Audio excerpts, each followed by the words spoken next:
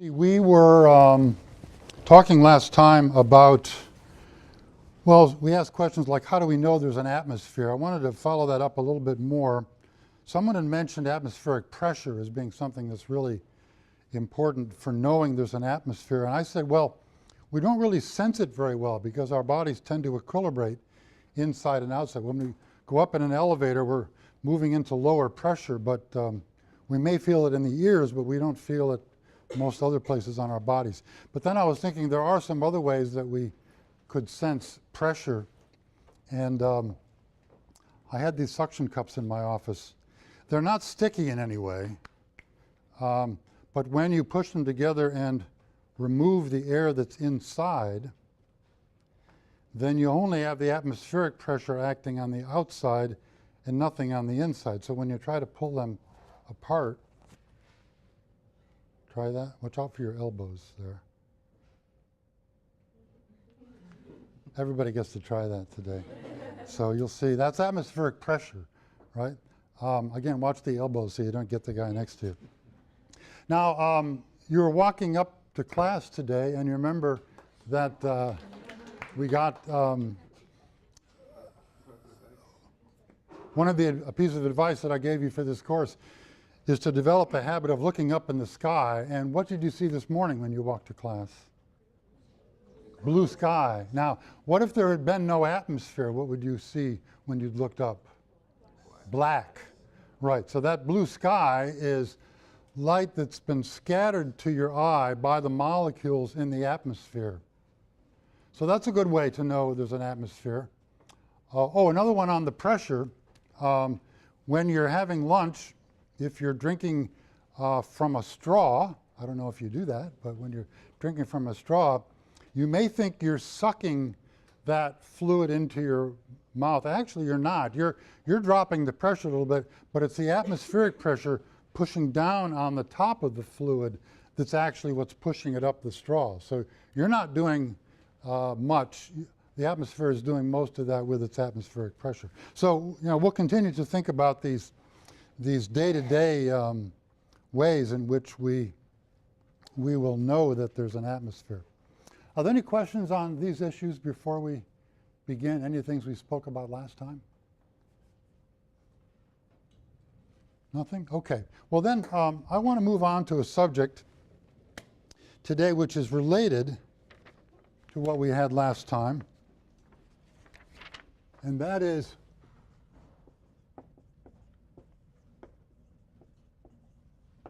which planets have atmospheres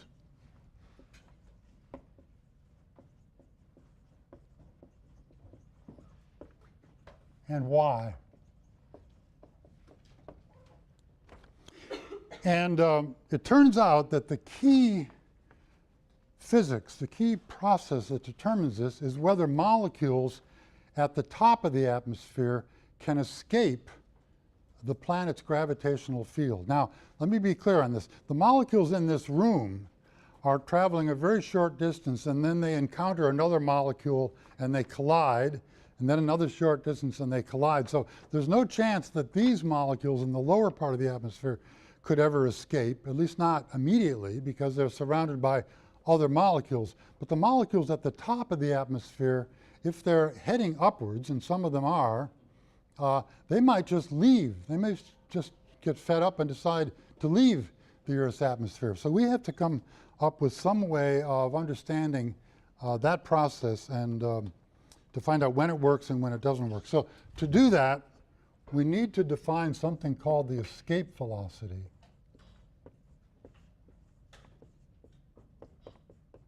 It's defined as the velocity needed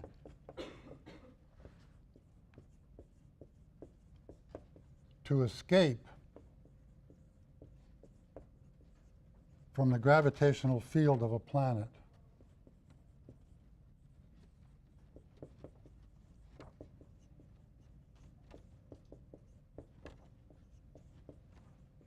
Now, if this was a course in physics, we would derive it. It's not a difficult derivation, as it turns out, but I'm just going to give you the formula for it. V escape is given by the square root of twice times little g times big R Little g is the surface gravity of the planet.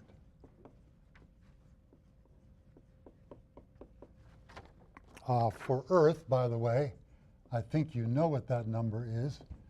G is 9.81 meters per second squared. It's given in units of acceleration. In fact, it's just the rate, if you drop something, it's the rate at which it accelerates towards the surface of the Earth. And big R in this formula is the radius of the planet.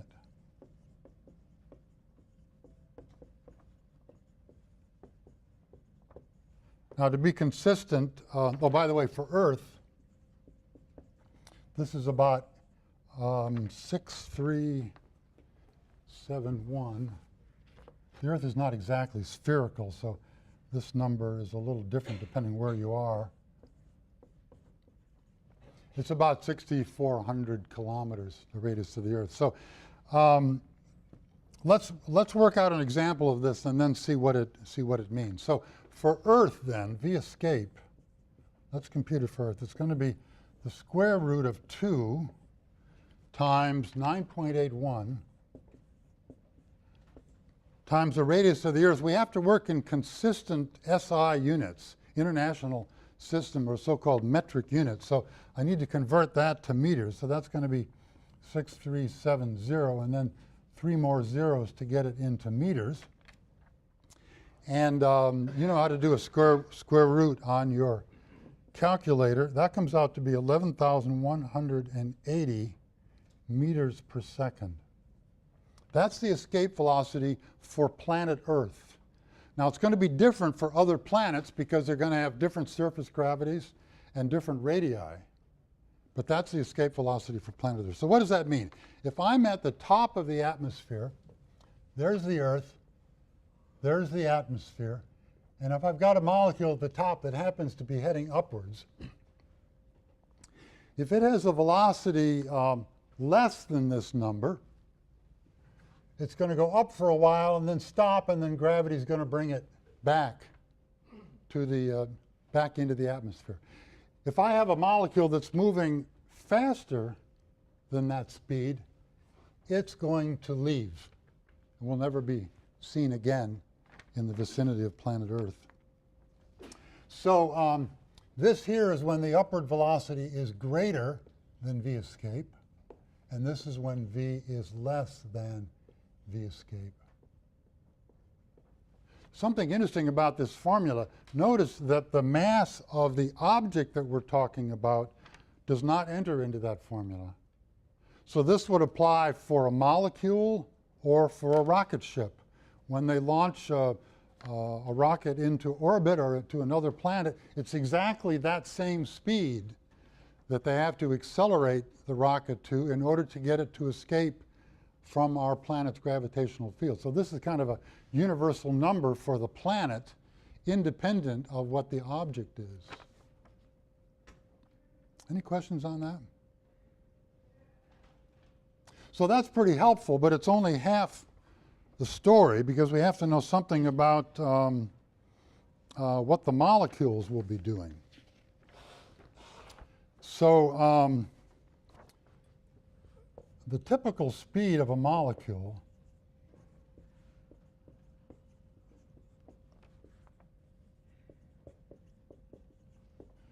I'm going to call it V sub MOL, is given by the square root of 3 R bar T over capital M. Now, this is a formula you might derive in a chemistry class, and maybe you've seen this one before as well. In this formula, R hat is the universal gas constant.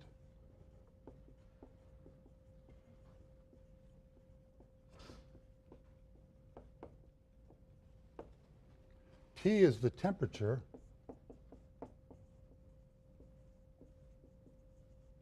Of the gas. It must be expressed in kelvins to work in that formula.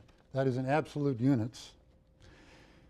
And what else do we have there? M. M is the molecular weight of the molecule in question.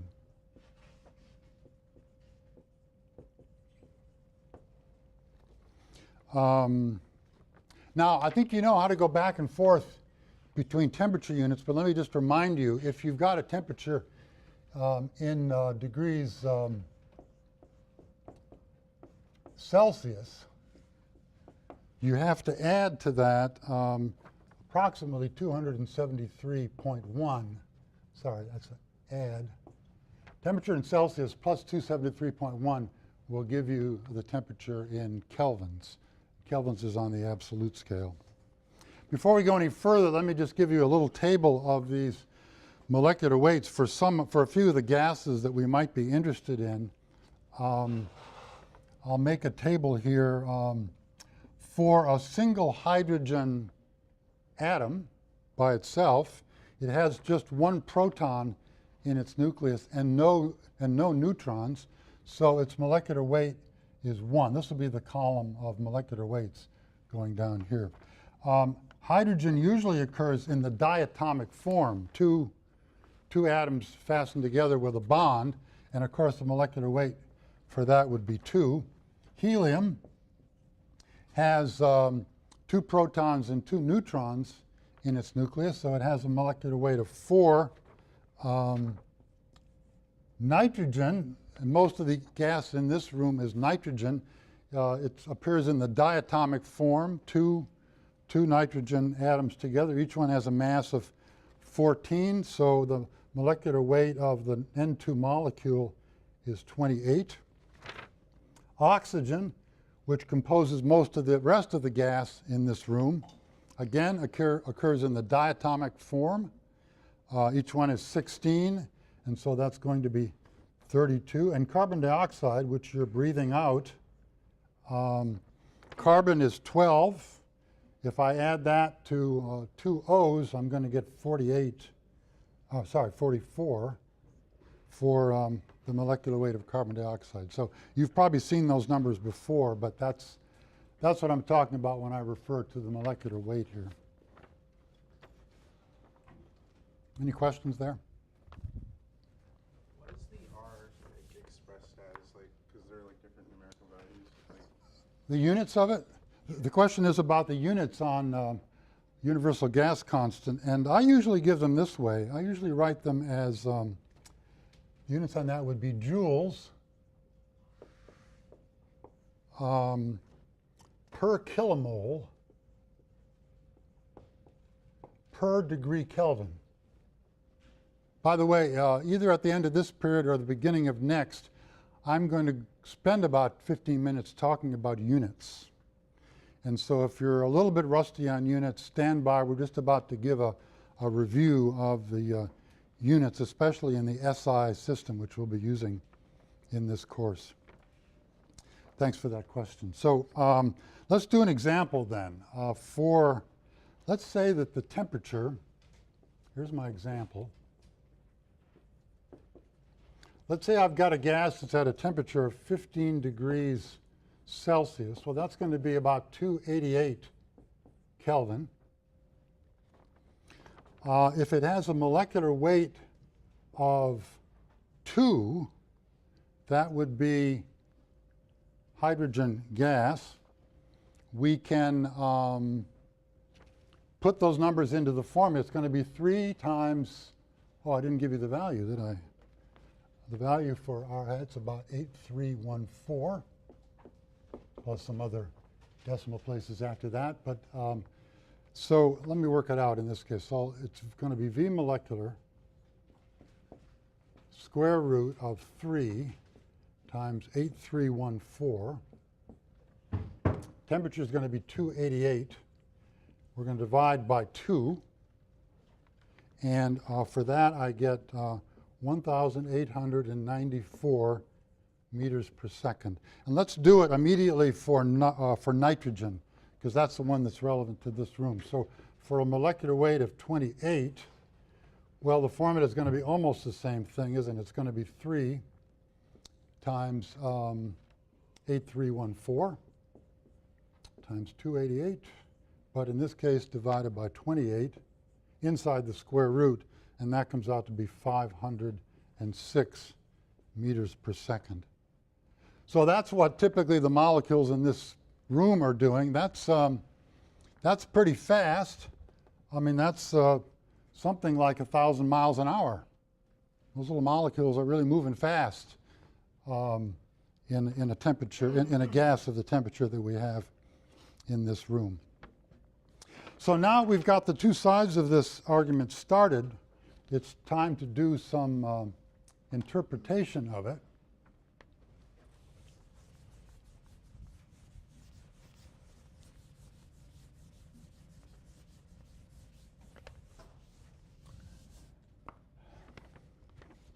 I wanted to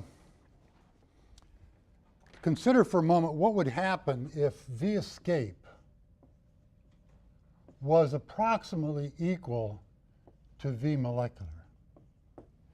In other words, if those two numbers were about the same value in an atmosphere, what would happen? Well, at the top of the atmosphere, some of the molecules are moving down and some of them are moving up. Now, I have to say, this is a typical molecular speed, but some of them are moving slower and some of them are moving faster. There's a complete distribution of speeds. So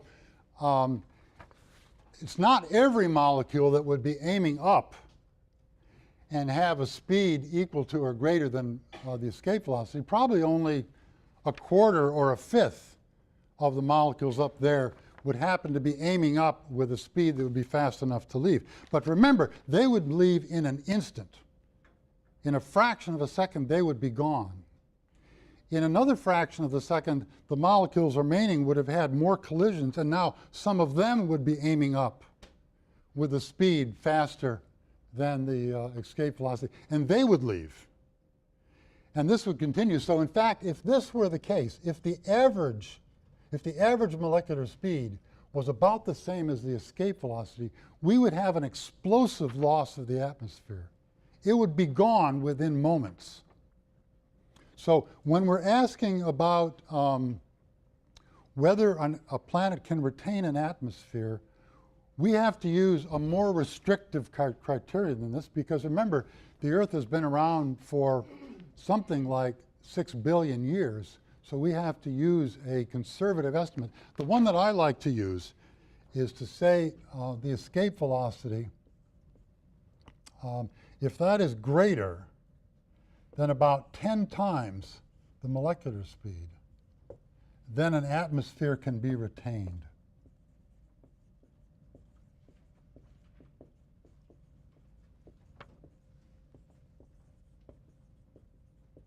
It's kind of a rule of thumb to put that factor of 10 in there, to take into account the fact that some molecules are moving faster than the typical molecular speed, and we have to retain it not just for an instant, we have to retain it over millions and millions of years.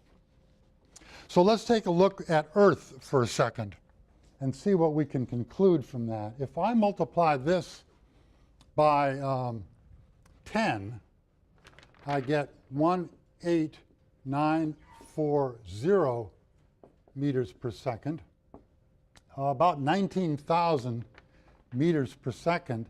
That is actually greater than this. And so we conclude from that that hydrogen could not be retained on Earth, could not be retained on Earth. You follow that logic? Any questions on that? Let's do the same thing for nitrogen. If I multiply this number by 10, 5060, that's about 5,000 meters per second. That's only half of this number. So we conclude that nitrogen could be retained.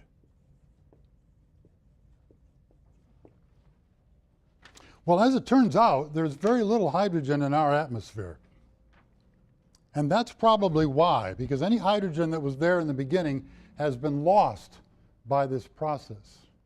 Instead, our atmosphere is dominated by nitrogen, mostly, but also oxygen that would move even a little bit slower because it has a molecular weight even greater. So that could be retained. There's some carbon dioxide in our atmosphere. That could be retained. So we've already learned something about the Earth with this little exercise. It's probably lost its light gases like hydrogen and helium, even if it was there in the beginning, which I think it probably was. But it's been able to retain the somewhat heavier gases, such as nitrogen, oxygen, and carbon dioxide. Questions on that? Yes? Is there a way to determine how fast or when the Earth will lose certain gases? Well, you'd have to go beyond. This is kind of a crude argument. It doesn't tell you the rate. You'd have to know, to do that, you'd have to know something about the rate at which molecules are colliding and restoring that set of molecules that are aiming upwards. It would depend on that to a certain extent. And there are some other processes that may play a role. For example, the solar wind coming from the sun will sometimes take the light molecules and sweep them away. I've not included that in this argument. So there's a few other things you'd have to include to get a quantitative estimate of that. This I have to admit then, that's a good question, and this I would say is more of a qualitative or an approximate approach to that question. It doesn't include all the physics, and it doesn't give us a quantitative answer of how rapidly the atmosphere would be lost. So, but that's what we can do with what we have here. Other questions? Yes? Where does the 10 come from? Well, it's a fudge factor. I admit this. The question is, this factor of 10, where did it come from? What I've done is try to use a number that is consistent with some of these more sophisticated calculations. You can find in the literature people have worked out this problem in great detail because it's of central importance to the history of the Earth. And from those complicated calculations, I've extracted this as kind of a rule of thumb. So I don't know that I would rely on this, but it gives us a rough estimate of how to judge things. I'm going to show you in a minute that this argument makes some sense when you look at all the planets together as well. And that won't necessarily confirm that that factor 10 is right, but at least it'll give us a sense that the argument is approximately correct. Okay, now, so what I did following this kind of a argument was to take all the planets and moons in the solar system, and I did an estimate for the temperature of each one, and we know something about the gravitational field and the radius of each planet, and so I came up with a ranked list where it's basically the ratio of the escape velocity to the molecular velocity. Sorry. If a planet has a large escape velocity and a small expected molecular speed, I ranked it high on the list. If it has a low escape velocity, like a small planet, not much gravity, fast-moving molecules, I put it low on this. So this is a ranked list, my ranked list of where I would expect to find atmospheres in the solar system. What's going to be first on the list? Jupiter is going to be first. Why? Yeah, so Jupiter has the largest mass. It's also fairly far out in the solar system, so the gases are not particularly hot. So this is large, and that's pretty small. So indeed, Jupiter is first on the list, and right behind it comes Saturn for similar reasons. Neptune, Uranus, then comes our planet, Earth, Venus, Pluto, poor Pluto, no longer a planet, Triton, which is a satellite of Neptune, or say a moon of Neptune. Then comes Mars. Then comes Titan, Titan, which is a satellite of Saturn. And let me continue the list a little bit longer.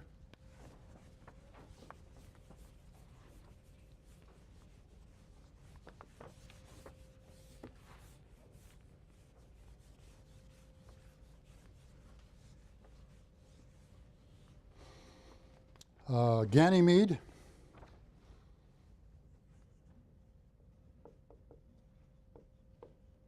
Io, Callisto, Europa, Mercury, and our moon, and then I stopped there. Of course, I could go on because there's lots of other smaller moons in our solar system, but I wanted to get at least to Mercury, which is the other planet, and I wanted to get to our own moon in order to make the list interesting for us. So that's the rank list. Now, we know a lot about this because we can detect planetary atmospheres from a distance. We can detect it by going there with an unmanned vehicle. So we know pretty much whether these objects have atmospheres now. And I can draw a line under there. And actually, the line is right where I broke the columns.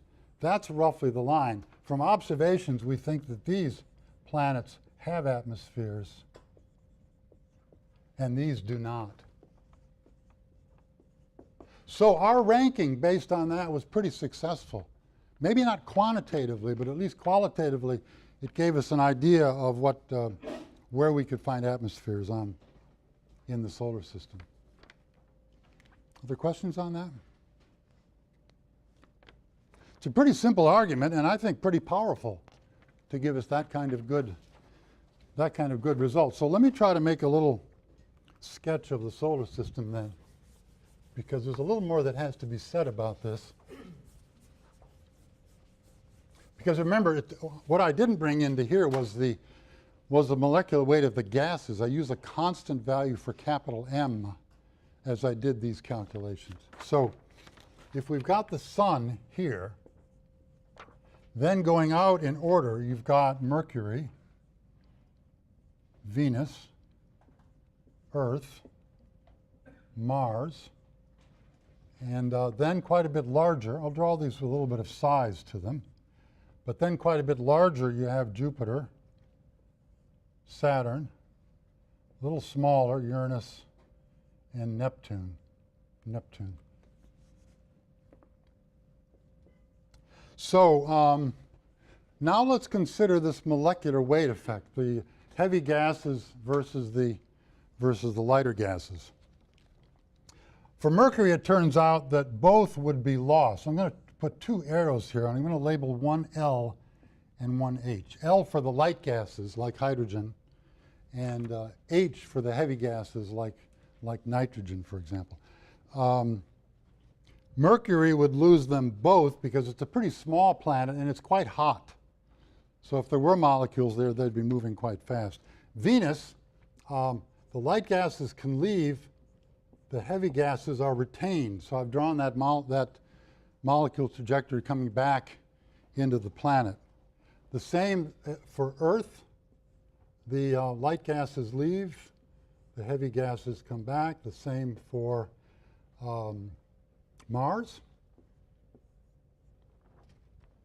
But for the outer planets, both the heavy and the light gases come back.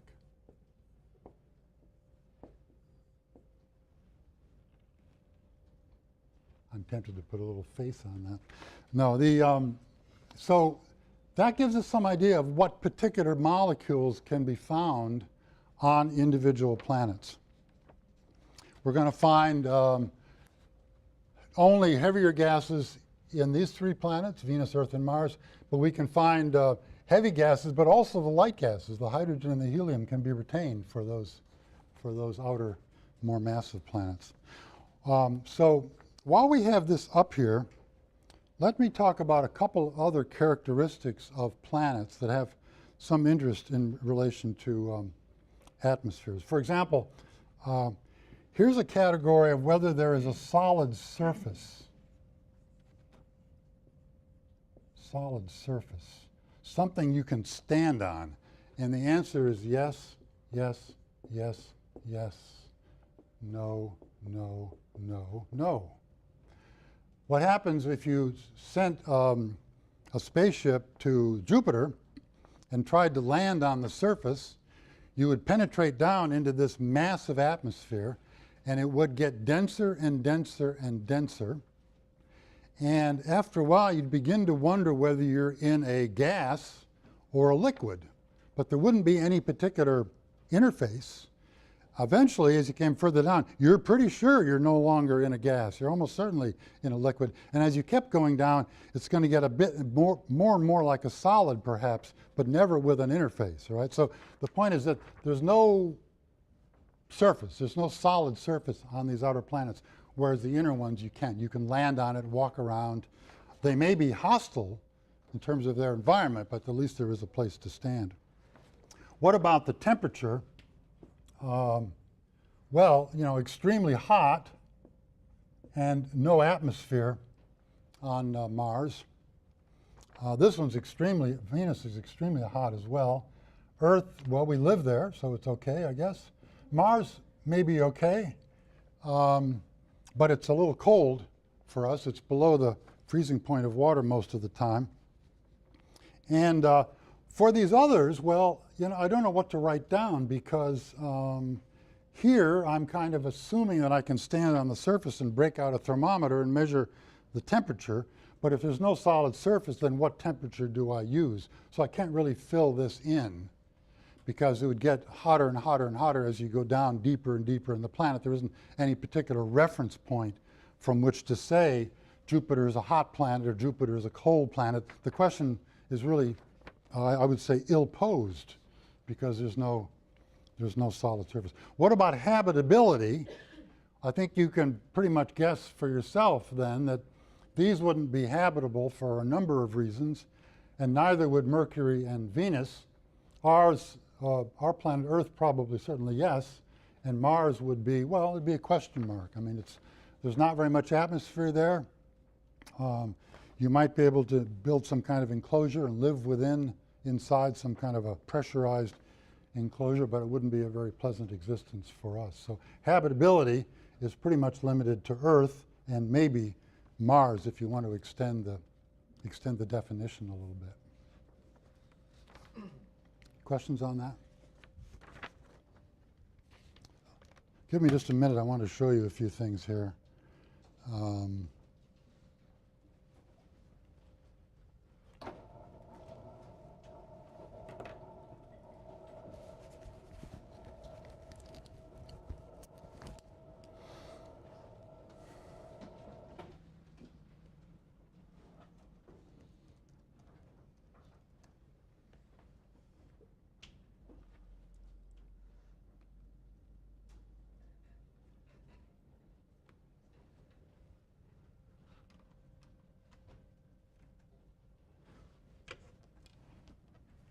So this is the diagram I already really have on the blackboard. It's not to scale either. I mean, these distances are not to scale, but you get some idea of the fact that these inner planets are a lot smaller than the outer planets. For example, we know Jupiter has an atmosphere because we can see these cloud patterns moving around at very great speeds. And the great red spot, which I don't think is shown there, is a giant vortex like a hurricane, but 1,000 times the size, sitting in Jupiter's atmosphere, winds swirling around it. So it's obvious that Jupiter has an atmosphere. But so do all of these, and so does Mars and Venus and Earth. It's only Mercury on this diagram that does not have a planetary atmosphere. So it's convenient to break up the planets into two general categories, the so-called terrestrial planets, which are a bit like Earth. They comprise Mercury, Venus, Earth, and Mars. They're small, they're dense, they have rocky surfaces, they rotate relatively slowly on their axis. For Earth, it takes, as you know, 24 hours to go around. The atmosphere, well, none in the case of Mercury, but the heavier gases in the case of Earth, Mars, and Venus, with molecular weight somewhere in the range of 4 to 50, I would say. Whereas the Jovian planets, that is the planets that are like Jupiter in some way, are much larger, much lower density. They have soft surfaces. They rotate more rapidly than Earth, and their atmosphere is primarily composed of light gases, mostly hydrogen with a molecular weight of 2 in the diatomic form, and helium, just independent helium atoms with a molecular weight of 4. So there are the terrestrial planets. I'll show you more about this, but that's Earth, Venus, Mars, and Mercury. And the outer planets, the Jovian planets. That's the list. I already have it on the board, so you don't have to write that down again. But then this is also review. I think we've been through this. But Mercury has no atmosphere. Venus has a massive CO2 atmosphere. It is entirely covered by clouds, 100% cloud cover all the time, which makes it a very bright planet. In fact, do you know the colloquial term for Venus among astronomers or farmers or sailors? Is it called like the greenhouse planet or something? No, not colloquially. The evening star. It's called the evening star. That's an odd name, isn't it? Because it's not a star at all. But when the sun sets in the evening and the sky darkens, that's usually the first thing you can see. So the evening star, they call it. Why is it? Because it's, well, it's relatively large, relatively close, but it's very bright. It reflects, it's completely covered with white clouds, reflects a lot of sunlight, and makes it easy for us to see. It turns out, though, that it also has a super greenhouse effect. And it's a little bit closer to the sun than we are, but its temperature is even hotter than you would expect based on that proximity to the sun. It has a really super greenhouse effect that brings it up to a temperature that's in the order of 600 Celsius, way, way, way above the boiling point and so on and so forth. So a very hot planet because of the greenhouse effect. The Earth we know has nitrogen and oxygen atmosphere primarily, partly cloudy. Water can exist in the liquid form. We have life, and we have ice caps. We have frozen water in this case in the form of snow or frozen seawater at the caps, at the poles of the planet. Mars has a CO2 atmosphere, but not much of it. There may have been water there once. We don't know if it's still there now. There may have been life there once. We don't think it's there now, but it too has some ice caps. If you look at the planet, it has these kind of snowy regions near the poles. We don't think it's frozen water. We think it's frozen CO2. What's frozen CO2 called? Dry ice. Yeah, dry ice is what we call frozen CO2.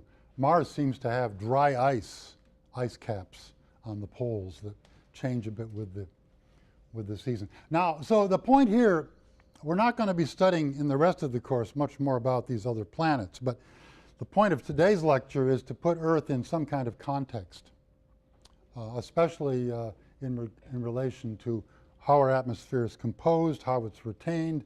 Later on, we'll be talking about the greenhouse effect on Venus and why that might be a concern for us. Questions here? So there's Mercury, a rugged surface, pockmarked with meteorite collision craters. Remember, no atmosphere. There's Venus. Now, neither of these pictures of Venus is taken in visible light. What you would see with your eye is a uniform, featureless white surface. When you look at it in the ultraviolet, you begin to see a little bit of difference between some of the clouds. And these would be moving very rapidly around the planet if you had a movie of this. So you can distinguish a little bit low clouds from high clouds and see that they're moving.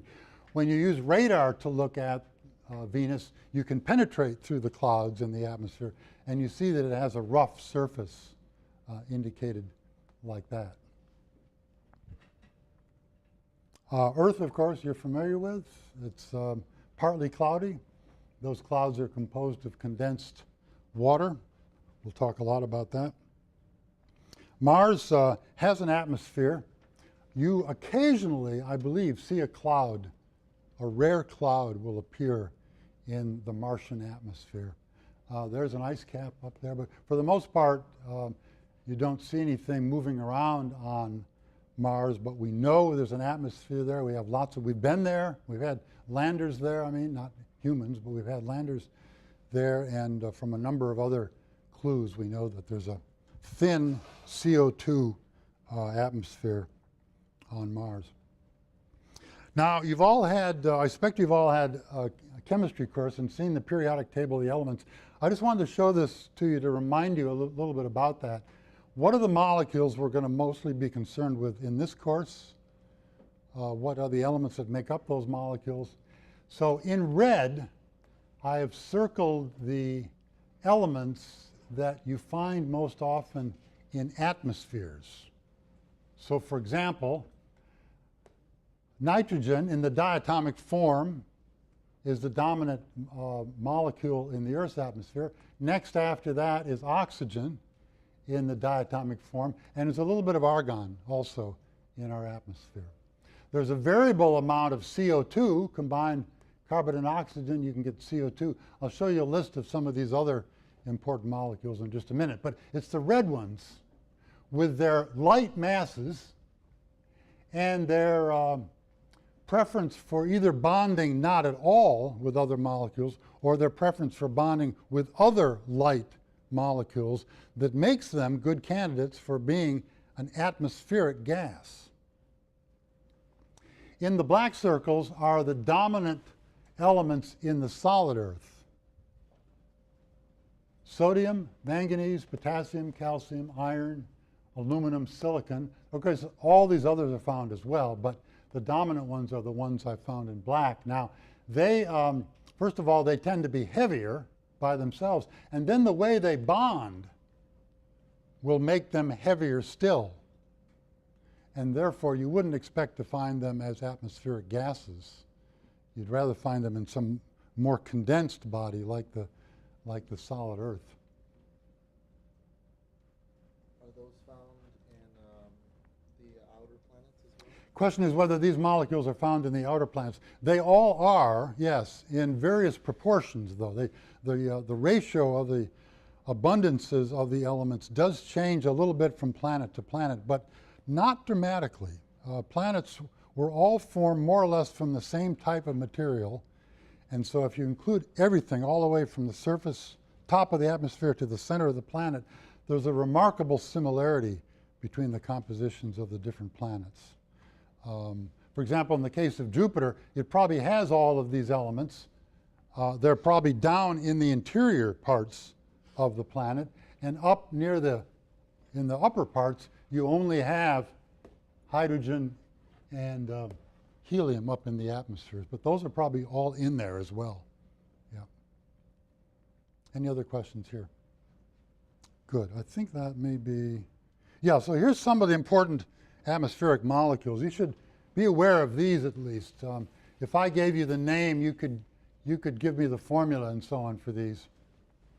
We've already talked about diatomic nitrogen, oxygen, CO2. Methane is an important greenhouse gas, CH4, carbon with 4 hydrogens. Ozone is simply adding another oxygen atom to diatomic. It's just triatomic oxygen. Water is H2O, you know that, diatomic. So we've been through most of these. I won't spend any more. Some of these are important air pollutants in the Earth's atmosphere. So we'll be coming back to studying this group, for example, later on in the course when we talk about air pollution. I'm going to end with that. Let's see. We're going to be, in a day or so, we're going to be talking about the vertical temperature structure on Earth. And since I'm not a very good artist, I thought I would show you this, but this is in your textbook as well. This is the temperature in the Earth's atmosphere as a function of altitude. And it starts around 15 degrees Celsius. That's the example I used today. And then it cools off, warms up again with altitude, cools off again, warms up with altitude. Think about that profile, and in a day or two, I'm going to be asking you to speculate about why it is that the Earth's atmosphere has this peculiar structure. The other planets, by the way, have a structure that's a bit simpler. It cools and then warms. Just one cooling trend and one warming trend in the atmospheres of most of the other planets. So there's something unique about our planet that gives it this kind of layer cake structure of temperature. So let's see, that takes care of that. And let me ask again if there are any questions at this point. Question in front, yes? Are these slides on like the classes V2 site? They will be. By the end of the day, they'll be up here, yeah.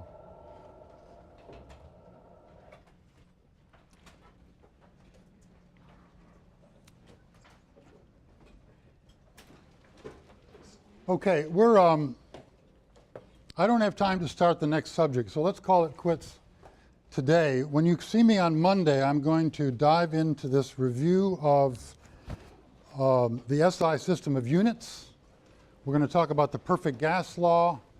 We're going to talk about warm air and cold air, rising and sinking. We're going to start into some of the physics of how our atmosphere works on Monday. See you then. And why? And it turns out that the key physics, the key process that determines this is whether molecules at the top of the atmosphere can escape the planet's gravitational field. Now, let me be clear on this. The molecules in this room are traveling a very short distance, and then they encounter another molecule and they collide, and then another short distance and they collide. So there's no chance that these molecules in the lower part of the atmosphere could ever escape, at least not immediately, because they're surrounded by other molecules. But the molecules at the top of the atmosphere, if they're heading upwards, and some of them are, they might just leave. They may just get fed up and decide to leave the Earth's atmosphere. So we have to come up with some way of understanding that process and to find out when it works and when it doesn't work. So to do that, we need to define something called the escape velocity.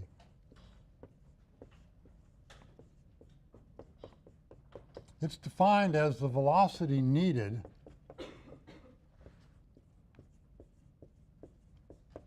to escape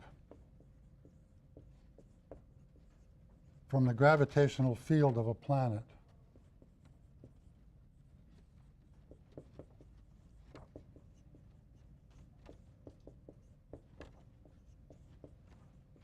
Now, if this was a course in physics, we would derive it. It's not a difficult derivation, as it turns out, but I'm just going to give you the formula for it. V escape is given by the square root of twice times little g times big R. Little g is the surface gravity of the planet.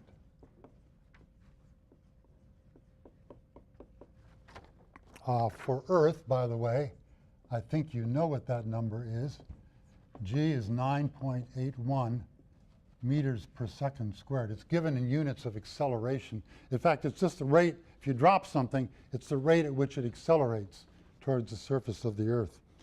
And big R in this formula is the radius of the planet.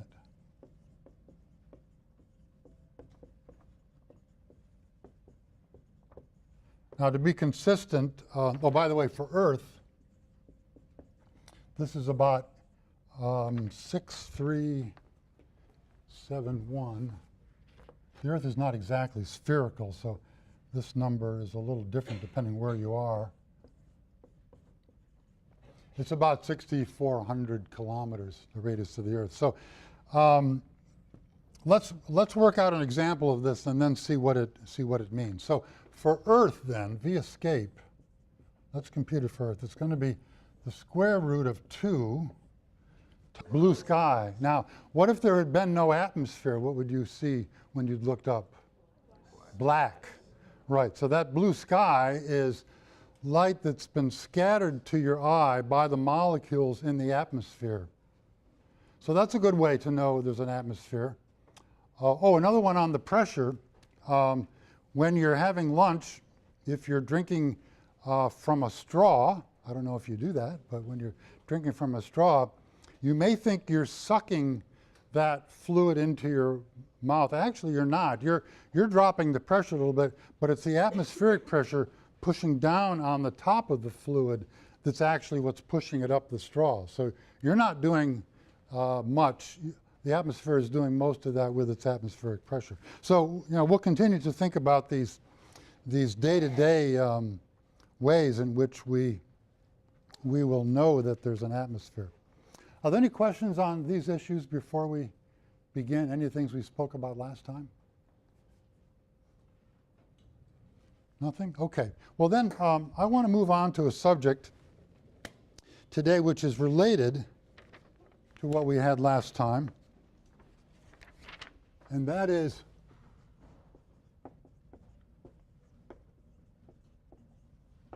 which planets have atmospheres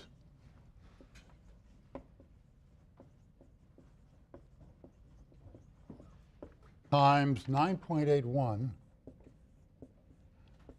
times the radius of the Earth. We have to work in consistent SI units, international system, or so-called metric units. So I need to convert that to meters. So that's going to be 6370, and then 3 more zeros to get it into meters.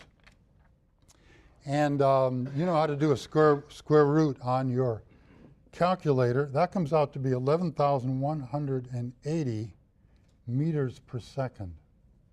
That's the escape velocity for planet Earth. Now it's going to be different for other planets because they're going to have different surface gravities and different radii. But that's the escape velocity for planet Earth. So what does that mean? If I'm at the top of the atmosphere, there's the Earth, there's the atmosphere, and if I've got a molecule at the top that happens to be heading upwards, if it has a velocity less than this number, it's going to go up for a while and then stop, and then gravity is going to bring it back to the back into the atmosphere. If I have a molecule that's moving faster than that speed, it's going to leave. It will never be seen again in the vicinity of planet Earth. So this here is when the upward velocity is greater than v escape, and this is when v is less than v escape. We were talking last time about, well, we asked questions like, how do we know there's an atmosphere? I wanted to follow that up a little bit more. Someone had mentioned atmospheric pressure as being something that's really important for knowing there's an atmosphere. And I said, well, we don't really sense it very well because our bodies tend to equilibrate inside and outside. When we go up in an elevator, we're moving into lower pressure, but we may feel it in the ears, but we don't feel it most other places on our bodies. But then I was thinking there are some other ways that we could sense pressure. And I had these suction cups in my office. They're not sticky in any way, but when you push them together and remove the air that's inside, then you only have the atmospheric pressure acting on the outside and nothing on the inside. So when you try to pull them apart, try that. Watch out for your elbows there. Everybody gets to try that today. So you'll see that's atmospheric pressure, right? Again, watch the elbows so you don't get the guy next to you. Now, you were walking up to class today, and you remember that we got a piece of advice that I gave you for this course is to develop a habit of looking up in the sky. And what did you see this morning when you walked to class?